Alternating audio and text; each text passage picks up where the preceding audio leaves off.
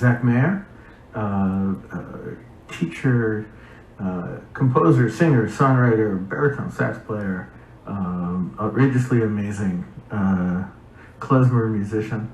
And we'll talk more about what he's been playing, but that was Mishki's Nigun, featuring Michael Alpert and Deborah Strauss, from his new CD, Zach's new CD, Moderni, about to drop at a performance, and I'm guessing a CD release event at Club Passim, and we are really lucky to have Zach with us. How are you tonight?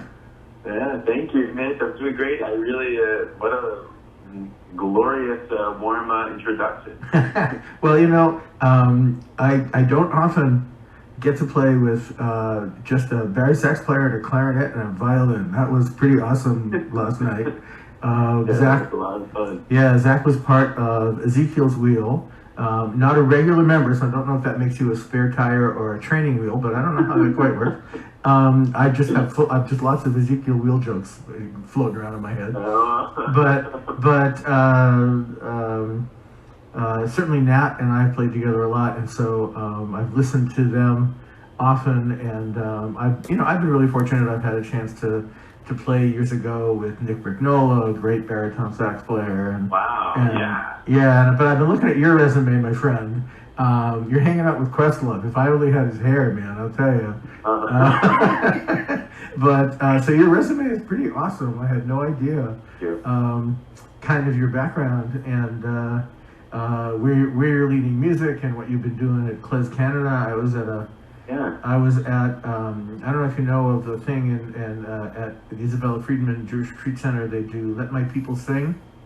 Yeah, I'm very familiar with it. Oh, cool. Yeah, so I was one of the first teachers the first year, and I've gone back and taught mostly drum and chant kind of things. And but there was somebody there from Klez Canada a couple of years ago, and I know so many people actually who were there last night at the concert who used to go to Klez Camp, and of course now are trying to make the trek to Klez Canada. But anyway, I'm so delighted to have you here. I had no idea what your CD was going to be like. Yeah, no, you're welcome. After last night, I had no idea what your CD was going to be like. And I'm a huge Nugent fan, and so I know some musicians who like to take Piyutim and move them into either Nuganim or something. But the idea of a wordless melody to just kind of evoke energy and spirit and kavanah and whatever else it might evoke, I just think is wonderful. When I play with, when Sheffa Gold comes through town, I'm usually her drummer, and her challenge for me is always, she says, she starts every concert, she says, just play something, and play any rhythm, and she comes up with a nigun on the spot, and we'll go for 10 or 15 minutes, just kind of enthralling the audience and getting them to sing along. And there's something so uplifting about just getting into the melody and the rhythm of it without having to worry about what the words actually are saying, And so tell me more about how that grabbed your attention and how you sort of ran with it. Yeah. Well, the upbringing that I've had I've been really lucky, and I didn't realize it at the time, but I grew up going to these klezmer music festivals like Klez Camp and Klez Canada. My mom and stepdad brought me to them when I was 7 years old, and I was absorbing all that music from such an early age, and had no idea how unusual, how cool it was, how niche it was, and how treasured it is. Mm-hmm. Until I was about 15 when I started, taking the saxophone really seriously, and starting and my family were my mom and stepdad are professional klezmer musicians. We have the Oive family band. So I love it. I played my first bar mitzvah, around age 15 or 16. I just grew up singing these melodies with my stepdad and my mom, and really like the climax of my year, every year, and it still really is the same to this day, is the Friday night Tish at Klez Canada, where after the Shabbos dinner is finished, everyone gathers in this candlelit, beautiful room with a long table where my stepdad sits in the center of it next to my mom, and amazing musicians, singers that I admired my whole life, like Jeff Warshauer, Hankus Netsky, Michael Alpert, Michael Winograd, all these amazing klezmorim singers gather, and we just sing late into the night, pounding on the table, wordless melody. Mm-hmm. Yeah, so, and it's just so powerful. And I was, you know, and like when I was looking in the past years for like, what is the music that is mine? What is going to be my musical output into this world? And how am I going to share my musical spark with the world? I looked towards Nigunim, mm-hmm. and I realized, wow, this is it. These wordless melodies transcend they transcend the boundaries that people have that are arbitrarily put up between themselves, and especially now with this crazy political climate and all this, and these shootings and all this terrible stuff. Right? It's like it's too much to process, and so like to me, creating new melodies mm-hmm. and just singing them without words. Just come on, everyone! Let's just get together and sing. That'll at least we'll have a little moment of peace. No, while we're doing. That's beautiful. That's beautiful. You know, it's there are several musicians out there doing some of this kind of work, and I think it's you know, everybody's finding a place where their heart and their soul and their connection to whatever the divine or whatever spirit kind of composes through them, if you will. And you know, Nigunim are one of those places that we don't have to worry about language. We don't have to worry about whether we actually understand the words. It reaches each of us in whatever way it can. Last night at Torathon, one of the workshops I lead is a drum circle, and I ask each player as we're playing to speak to the person next to them with their drum. And then the other person will speak back to them and pass that along the line. And when we finish, you know, the inevitable comment is, I had no idea what I was saying, and I had no idea what they said to me. I was just focused on trying to express something, and they expressed something. They listened to me, I listened to them. And that's kind of the lesson always for me, is that when you're expressing something in words or without words, you have to really try to pay attention to what's inside it, you know, whether it's the feeling or the timbre or the volume or the number of notes or whatever it is. And it really evokes something different, and not all of us are capable of singing in Hebrew or Yiddish or Russian or whatever it might be. But I think every one of us is able to listen to a melody and do our best to imitate it, harmonize with it, get caught up in it, and I just think it's and Nigunim, when they repeat it over and over again, it becomes this kind of trance-like, you know, I don't think you can do them often enough, you know, just play and sing together. I often like when I sing low and I'm with people who are singing low, I like to get really close and touch each other's backs so you can kind of feel everything vibrating, and you know, there's something incredibly meditative about it. And like yourself, you know, this idea of reaching out and saying, let's sing. You know, there's like Judith Silver in London and Joey Weisenberg and there's a song leader in California who are all just talking about how can we do community singing, how can we get people to just sit together and make these melodies. So that was absolutely stunning. Is Mishki somebody we should know? Yeah, good.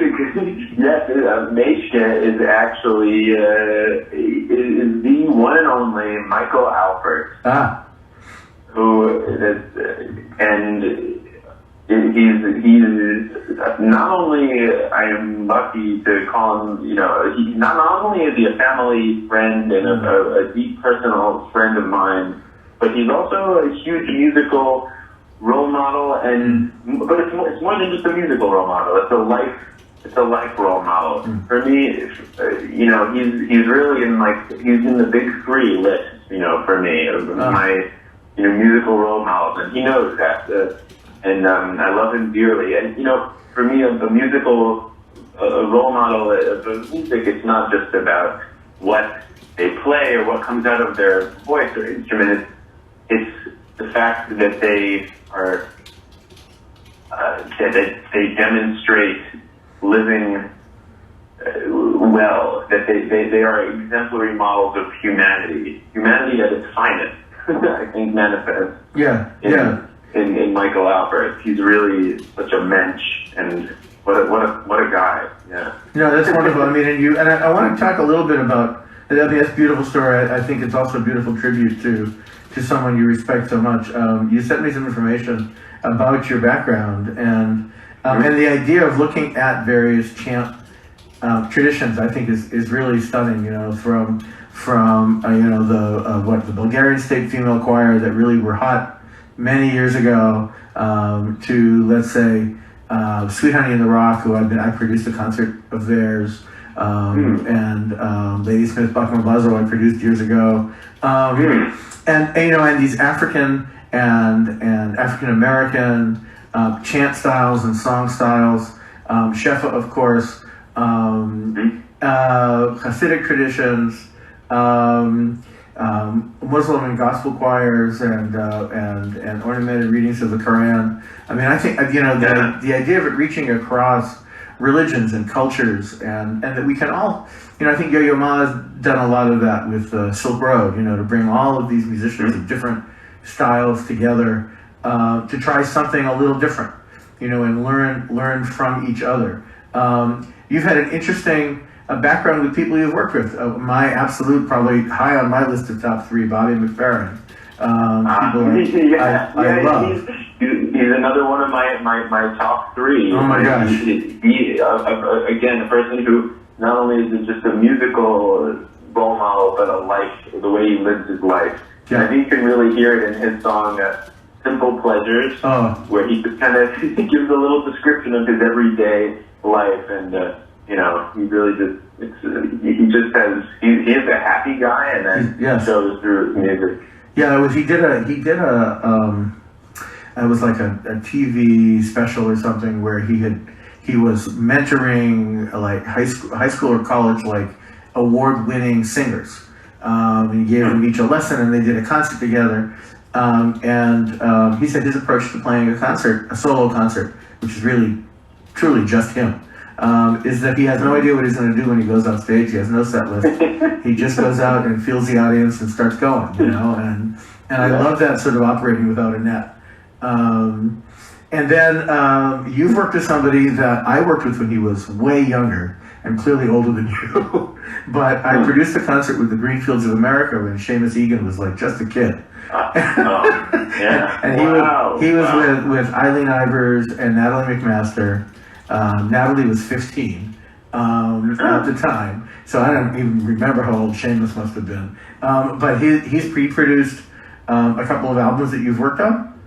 That's right. Yeah, my folk sextet Night Tree, which, while we're not actively performing so much anymore, although we do have a potential concert coming up in like 7 months. It was a fabulous folk sextet where, cello, accordion, 2 fiddles, percussion, and baritone saxophone. I love it. Oh man, no, but you're putting some interesting instruments together. That you might equate like the bari sax with jazz as opposed to folk music, and it's just wow, it's stunning. So I'm so glad we tripped over each other, and then again today at Lamood Boston. It was great to see you there, and I see you're the music director at the Humanistic show in Boston. And I just actually met with them today about something else. I'll catch you on the flip side about that later on. So it looks like our paths are going to cross. But so tell me more about this CD, sorry, I can't even speak. Modeh Ani, this idea of gratitude, and a chance to release it and bring it to the public at Club Hassim a week from tomorrow. Is that right? That is right. Yeah, on the 25th. Yeah, tell us about it. Yeah, so Modeh Ani began as this. It actually, as most of my good ideas it happened to me it came to me on Yom Kippur. Of course. You know, after, which I always love to spend my after leading services at Kahal Meirah. I always go into the woods and spend hours and hours by myself and just, asking all those big questions, like, where am I going next? All those big things. And the next thing that was kind of revealed to me was to make this album. And I didn't know it was going to be a Jewish music album. I just knew it was going to be my music. And I had this idea to call my dear friend Lautaro, who I lived with. He was the person with whom I realized I was a musician when I was 18, living with him in Israel. Big, beautiful moment of self-realization in my kitchen at 1 a.m.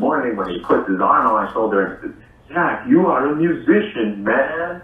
And I realized, wow, that's it. And all these moments came back together to me in the woods on Yom Kippur, and I realized it was time to make an album, and I wanted Lautaro, my friend, to produce it. So he was coming in from Argentina, and the timing was just perfect, and I got other musicians together, some of my dear friends like Gustav Lal, who's an Indian raga pianist who's on the album, and then of course when I asked Frank London, who is also my other, also the third of the big three musicians for me. Oh my gosh! So wow. It was such a dream, and then Deb Strauss, Richie Barchet, and then the fact that Michael Albert himself was available to come and sing. He was in from Scotland. It was this kind of culmination of self-realization, and I very quickly realized, you know what? The music is becoming a Jewish music album. It, in fact, always was this Jewish music album of nigunim, of new melodies, songs to my favorite prayers from the tradition, from all these new, that is who I was, and I just it was a self-realization in the making of this album. So Modeh Ani, which literally means I am grateful, kind of it's a testament of gratitude. I'm just, grateful that I get to make this music and that I get to have this amazing life as a musician and sing with people. And so that's what this show at Passim is. In particular, it's interesting because Passim is not a Jewish music venue. It's not a synagogue, No, not at all. There's going to be people there, I hope, that are just regular music lovers. Maybe they'll think it's world music, maybe whatever it is. Hopefully it will this is going to be a real test. So to any of you who are listening and feel like being tested, and want to, I don't want to make it too intimidating, but I'm just come and listen. That it's, and I have a plan that it's just going to be this awesome shared music experience. It sounds wonderful. As I told you last night, the last band that particularly came in specifically as a Jewish bluegrass group was the Nefesh Mountain, and they were there I think 2 months ago. And from what I understand, it was they sold out the place.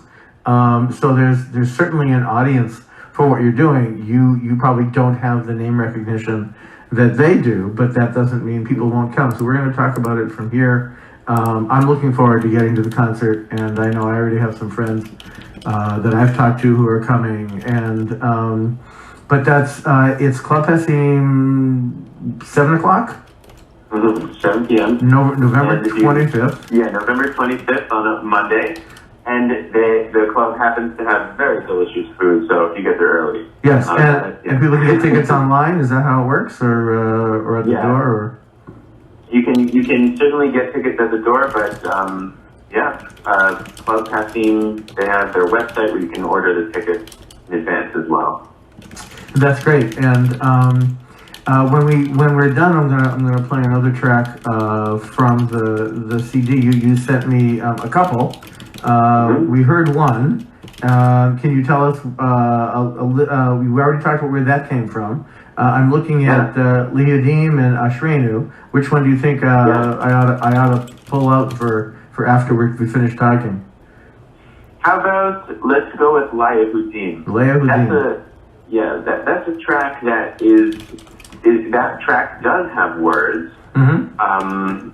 and it's the traditional blessing that separates the Sabbath from the rest of the week, the Havdalah ceremony, and it's a text that this melody came. Came to me during one night after this doing the ceremony on my own, and it was this beautiful moment where I was meeting my mom for a late night pizza date in Chelmsford, Massachusetts. Oh wow! So wait a minute, you tell me about Chelmsford? Oh yeah. Well, she was driving up from New York. We hadn't seen each other in a while, so we agreed to meet up late. I kind of intercepted her on her path, and right before I was leaving the house, I wanted to say a quick Havdalah. So I, threw all the stuff together, the spices, the candle, and this melody just came out, and I found myself, composing it in a hurry to meet her, and then just the whole drive, singing it to myself, mm-hmm. singing it to myself, repeating it, and then when I met her, I sang it to her, and I mean, she's definitely one of my biggest fans, mm-hmm. if not the biggest. So of course she started crying and thinking, "Oh, so beautiful." And as well, she should. No, so now, so you might. I mean, obviously, we have cell phones, and they all have recorders on them. I assume every waking moment when you've come up with an idea, you turn on something to record it. Yes. My method of recording my tunes it changes. It's a very active process. I started using my my phone, and before I even had a phone, little MP3 voice recorders yep. and tape recorders. Even before that, I had this micro cassette. But you know what? I have at this point well over 15,000 voice memo snippets of little melodic fragments that I've amassed over the years since I started composing, before the age of 10. And the thing is, it's so hard to know what to do with that raw data. I mean, it's like I can't even begin to dig through it. So what I've started to do is write the melodies down. And I find that the very fact of writing them on paper, because it's a much slower process to write them out, it actually causes my brain to create this, like a special time, like, the music, the extra intention behind the act of writing causes, I think, some positive effects on the process of writing. However, now I'm at the stage where I'm not even writing them down, where I'm realizing, I'm thinking, you know what, if this melody is going to stick, it's going to stick without any writing, and maybe I'll sing it to someone, and that's how it will be recorded. Interesting. I know that probably it was 5 years ago that Sheffa Gold put out her first book that actually had her chants written down, and she has several hundred that are out there, and her impetus, from what I understand, for doing it was that she would go different places to teach her music, and where she was going already had had heard the chants and were singing them, but they were singing them how they had learned them, which may not have been accurate. And she would tell a story that she came in to teach, and they would sing something for her, and she would say, "Oh no, it goes like this," and they said, "Oh no, that's not how it goes. It goes like this." And she said, "Well, I wrote it. It goes like this." But I think there is such a thing as breaking in a melody. Yes, I think that a melody exists maybe in one version, and I've certainly been in that place where other people are singing my own melodies wrong, or as I think they are wrong. It's like, even maybe not to the point where there's a whole new melody, but like two notes here and there make a difference to me. Sure. Like, hey, wait a minute, I wanted those to be B flat, and you're singing them as A. What the heck? So right. It matters to me, but I'm slowly letting go of the reins a little bit, and I'm thinking, no, I'm just happy that people are singing, and the fact that they're singing these melodies, it gives me an extra source of spark and joy and motivation to keep writing this. So That's great. I'm just, it's all good. That's great. So the CD is called Mode Ani. Did it actually drop on the 25th, or is it already out there? It's been out for a while, but Okay. this is the first, proper venue, that like a non-Jewish music venue that it's being performed at. So I have to say that when we play something here, it automatically logs in our computer system what we're playing, and it's sort of a Shazam kind of music recognition program that pulls it out and puts it into Spinitron and logs what we did. And so I played the first track, and I thought, okay, it's not going to log that. It's not going to know it. And it knew who you were right away, knew the song, knew the track, knew the CD it came from, and gave me the artists that were on it. Wow, this is pretty cool.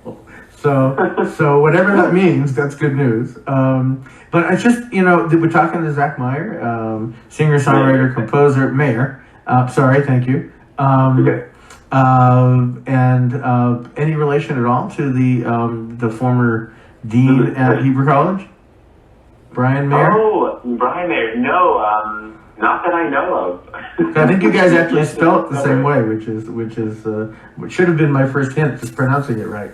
But so we're talking to Zach. He's at Club Hasim on Monday, November 25th at 7 o'clock, playing some of his new music and releasing once again Mode Ani, his new CD that we'll be playing more of here at Shireen. And this is Shireen on WCUV 91.3 FM, listener-supported community radio serving Central Massachusetts, right here in Worcester, and on the World Wide Web at WCUW.org, every place else on Sunday nights from 8 to 10 p.m., where Jewish music lives. And so look forward to playing more of it. And just so delighted to have you with us. It's a pleasure. Every once in a while I get a chance to talk to a musician, and it's not always someone I've played with. And I just had a gas last night playing with you. That was really fun. Thank you. It was really fun for me too. Oh, good. So anything else you want to tell us? Is there a place to get the CD if they're not there at Club Hasim? Can they find it somewhere else? Oh, sure, yes. The album is available on all the major streaming platforms like Spotify and iTunes. However, I personally prefer the minor version, the minor platforms, the ones that give the artists a little more revenue, like Bandcamp. So Bandcamp, you can search for Zach Mayer Music, and you'll find it. And also you can go to my website, which is zachmayermusic.com. That's truly the best way. And then you could write to me directly, and I'll personally sign a copy and mail it to you. Ooh, that's even better. Okay, so zachmayermusic.com. And that's where you can let Zach know how much you enjoyed listening to him right here on Jewish Music Radio, and get a signed CD shipped off to you in snail mail fashion, the old-fashioned way, the way I used to do it. Yeah. Back when we were shipping LPs too. Oh yeah. So do you have? That's another thing. LPs are sort of the big thing. Vinyl is like coming back. Are you releasing any on vinyl? I don't have. I'm also a huge vinyl fan, but I have not planned to release this album on vinyl. Not yet. Not yet. We'll see. All right. We'll see how. Once you pass 1 million copies, you'll think about it. Right. Well, yeah. There you go. So we're gonna play Leah by Zach Mayer, and we thank you so much for being with us, and wish you a Shavua Tov, a good week. And thank you. And our pleasure. And let me come back with you, and I'm just going to talk briefly to our audience and come back to you in a moment. Great. All right, thanks for being with us. And this is Lehudim by Zach Mayer, right here on Shireen.